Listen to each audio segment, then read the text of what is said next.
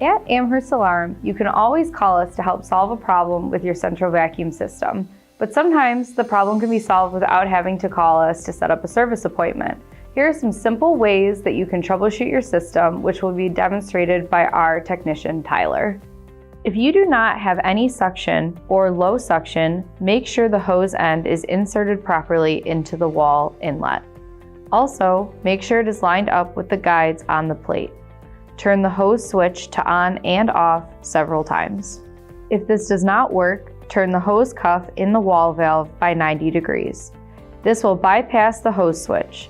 If you get suction, the problem is in the hose. If not, you should check the power unit for power and try the manual switch to see if suction starts.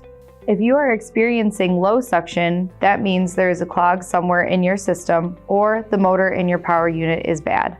In this instance, check your power unit to see if the motor is running or there is a foul smell. If none of these things occur, there is a clog somewhere. In order to get rid of a clog, plug up the opening of the hose to build suction with your hand or a large towel, or use a shop vacuum to pull the obstruction in the opposite direction. If you are getting suction from your hose but not the power head, the clog may be in the power head wand. Disconnect the wand to see if you can see through it for any obstruction.